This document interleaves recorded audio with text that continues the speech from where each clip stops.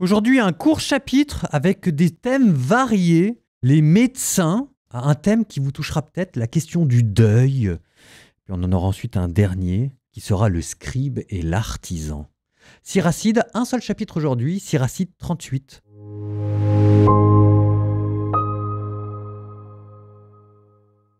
Honore à sa juste valeur le médecin pour ses services. Le Seigneur l'a créé lui aussi. C'est du Très-Haut en effet qu'il tient son art de guérir, et le roi lui-même lui fait des présents. La science du Seigneur lui fait porter la tête haute auprès des grands, il est admiré. Le Seigneur a créé les plantes médicinales. L'homme avisé ne les méprise pas. Le bois n'a-t-il pas jadis adouci l'amertume des eaux pour faire connaître par là sa vertu? Le Seigneur lui-même a donné la science à des hommes pour qu'ils le glorifient dans ses merveilles. Et le médecin utilise les plantes pour soigner, pour ôter la douleur. Le pharmacien en fait des préparations. Ainsi, l'œuvre de Dieu ne se termine pas. Le bien-être qui vient de lui s'étend sur la face de la terre. Mon fils, quand tu es malade, ne te décourage pas, mais prie le Seigneur et lui te guérira. Renonce à ta conduite mauvaise, agis avec droiture et, de tout péché, purifie ton cœur. Offre un encens d'agréable odeur et un mémorial de fleurs de farine. Présente une offrande généreuse comme si c'était la dernière. Puis fais venir le médecin, le Seigneur l'a créé lui aussi, qu'il ne s'écarte pas de toi, car tu as besoin de lui. Il est des cas où le rétablissement passe par leurs mains. Eux aussi prieront le Seigneur pour qu'il leur donne le moyen de te soulager et la guérison qui te sauvera la vie. Celui qui pèche à la face de son Créateur, qu'il tombe aux mains du médecin. Mon fils, répands tes larmes sur un mort. Comme un malheureux déchiré de douleur, entonne sur lui un chant de deuil. Donne à son cœur la sépulture qui lui est due et ne néglige pas sa tombe. Pleure amèrement, frappe fort ta poitrine. Observe ce deuil comme il convient, 1 ou 2 jours, pour éviter les calomnies, puis console-toi de la peine, car la tristesse hâte la mort, la tristesse du cœur abat les forces, tandis que dure le deuil, la tristesse persiste, le cœur maudit une vie de misère. Ne livre pas ton cœur à la détresse, repousse-la. Pense que la vie a une fin, et n'oublie pas qu'il n'y a pas de retour. Tu te ferais du tort à toi-même, sans être utile aux défunts. Rappelle-toi, dit-il, mon sort sera aussi le tien. Moi hier, toi aujourd'hui. Et quand un mort repose, laisse-le aussi reposer sa mémoire. Console-toi de lui lorsqu'il a rendu l'âme. La sagesse du scribe s'acquiert à la faveur du loisir. Et pour devenir sage, il faut avoir peu d'affaires à mener. Comment deviendrait-il sage, celui qui tient la charrue, qui met sa fierté à manier l'aiguillon comme une lance, qui mène ses bœufs, s'absorbe dans leurs travaux et ne parle que de son bétail, qui met son cœur à tracer des sillons et passe ses nuits à donner du fourrage aux génisses. Et il en va de même de l'artisan et du maître d'œuvre, qui sont occupés de jour comme de nuit, de ceux qui gravent la pierre d'un anneau à cacheter et qui s'appliquent à en varier les motifs. Ils ont à cœur de reproduire le modèle et ils passent des nuits pour achever leur ouvrage. Il en va de même du forgeron, toujours à son enclume. Il fixe son attention sur le fer qu'il travaille. Le souffle du feu fait fondre ses chairs. Il se démène dans la chaleur du fourneau. Le bruit du marteau lui casse les oreilles.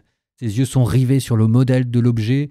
Il met son cœur à parfaire son œuvre et passe des nuits à la rendre belle jusqu'à la perfection.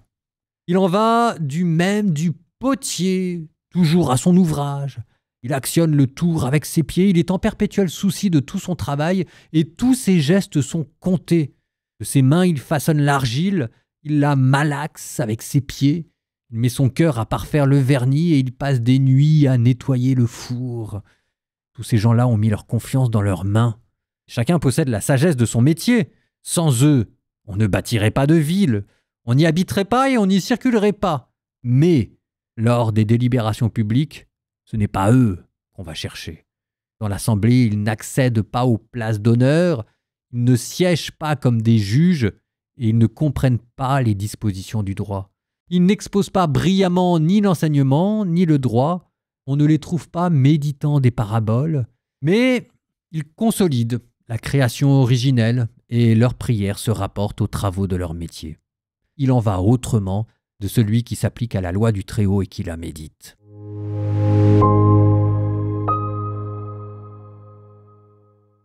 Le deuil, verset 16.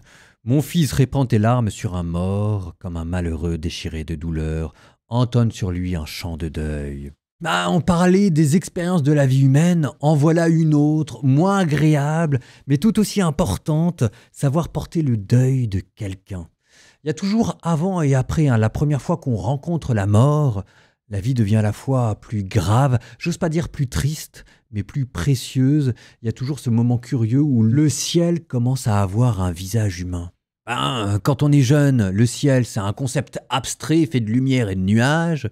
Et quand on est vieux, le ciel devient un hall de gare traversé par les visages de tous ceux que nous avons connus.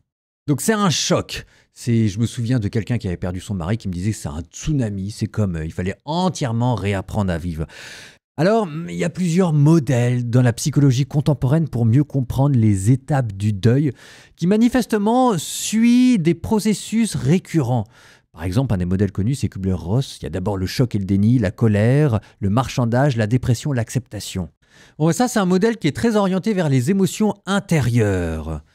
Alors que Ben Sirac, lui, ce qui l'intéresse, c'est pas tellement de suivre les émotions au jour le jour, c'est plutôt comment les gérer, comme si jamais c'était à travers une série d'actes à accomplir. Pleurer, honorer, enterrer, se consoler, réapprendre à vivre.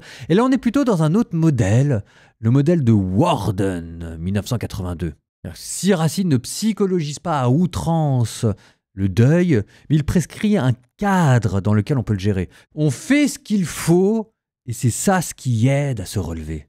Donc, par exemple, le premier défi que nous pose un deuil, la première tâche à accomplir, le premier challenge, c'est que ça nous pose une question, il va falloir qu'on accepte la réalité de la perte. La réaction naturelle serait le déni. Là, ce que vous dit Siracide, c'est « N'oublie pas qu'il n'y a pas de retour ». Et encore, verset 22, « Rappelle-toi, mon sort sera aussi le tien, moi hier, toi aujourd'hui ». Ce qui vous a donné une phrase qu'on voit souvent dans les tombeaux d'ailleurs. « Miki crasse, moi hier, Tibi a odillé, toi aujourd'hui ». Et alors là où le Siracide est extrêmement humain, c'est qu'il ne vous met pas dans un défi impossible, il ne vous demande pas quelque chose au-dessus de vos forces. Ce qu'il vous dit simplement, c'est vous voulez accepter la réalité de la perte, vous ne posez pas les questions, les enfants. Faites le rite de deuil, laissez-vous porter par les événements. Mon fils répand tes larmes sur un mort comme un malheureux déchiré de douleur, entonne sur lui un chant de deuil, donne à son corps la sépulture qui lui est due et ne néglige pas sa tombe. Il y a des rites d'enterrement qui sont en fait aussi importants pour le défunt que pour nous, comme une sorte d'initiation qui nous permet d'accepter la souffrance parce qu'elle s'inscrit à travers toute une liturgie dans l'espace, finalement dans notre corps, finalement dans notre âme. Moi, j'avoue que c'est quand j'ai porté le cercueil de mon père que j'ai réalisé que c'était fini. Non, d'ailleurs, même c'était juste avant. Oh, je m'en souviens. C'est là où j'ai vraiment eu un serrement de cœur. C'est quand on a fermé son cercueil, quand j'ai vu la perceuse qui vissait les vis. Là, j'étais sidéré, j'étais tétanisé, j'ai fait « Oh !» Et c'est là que j'ai compris. Deuxième tâche. C'est dur, ce sujet. Vivre la douleur. Ça, c'est ce que vous dit Warden après avoir accepté. La douleur doit être ressentie et exprimée, pas étouffée. Ça veut dire vivre la douleur, la faire sienne. Verset 17. Pleure amèrement, frappe-toi la poitrine.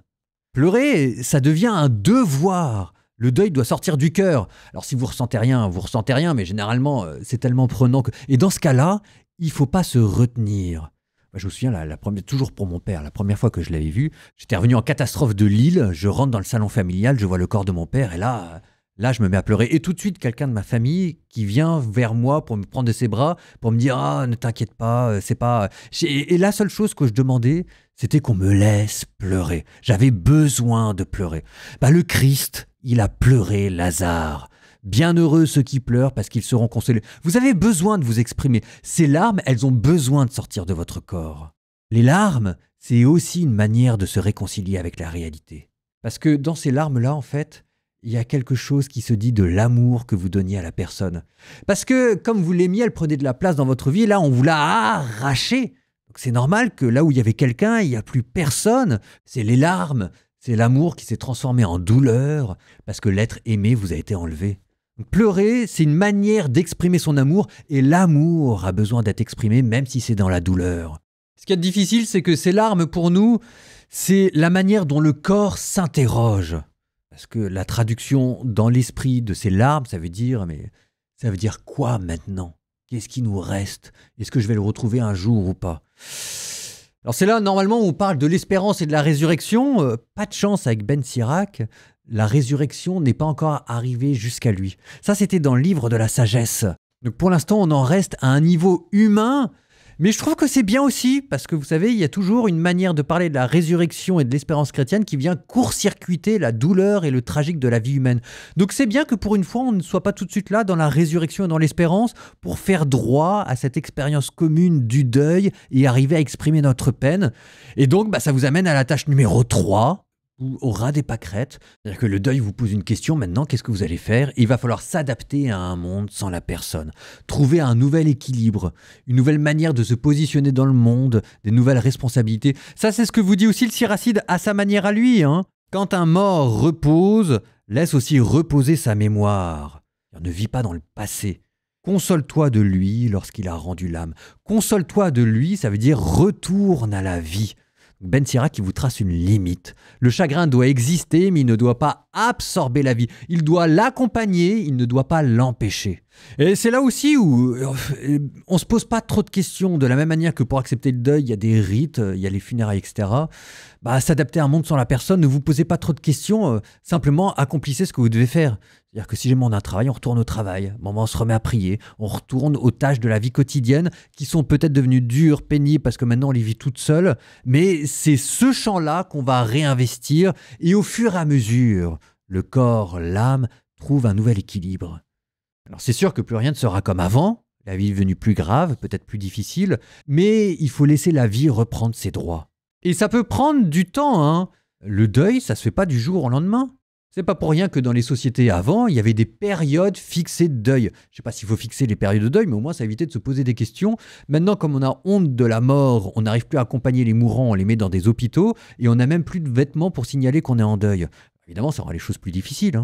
Et puis ensuite, quatrième tâche du deuil, réinvestir affectivement et symboliquement la mémoire de la personne. Réinvestir sa capacité d'aimer en ayant des nouveaux liens, en ayant des nouveaux projets. C'est ce que Ben Sirac vous dit à sa manière, le mort n'a plus besoin de vos larmes, mais vous avez besoin de vivre. Donc le dernier travail, une fois qu'on s'est réinvesti dans le monde, c'est de pouvoir réinvestir symboliquement la mémoire de l'être perdu. Prier pour le défunt, ça veut dire faire des actes de charité en sa mémoire, ça veut dire continuer à aimer la vie, et surtout, ça veut dire, c'est là où maintenant on sort l'espérance, un jour le revoir. Nous attendons la résurrection des morts. Au nom du Père et du Fils et du Saint-Esprit, Amen. Seigneur, je te prie pour toutes les personnes qui sont en deuil et qui vivent dans la tristesse. Je te demande, Seigneur, de pouvoir recueillir leurs larmes, de pouvoir être avec eux dans la tristesse, de pouvoir les guider dans le processus de deuil. Et si je les rencontre, Seigneur, donne-moi de pouvoir leur faire ressentir cette tendresse avec laquelle tu les aimes en ce moment. Amen.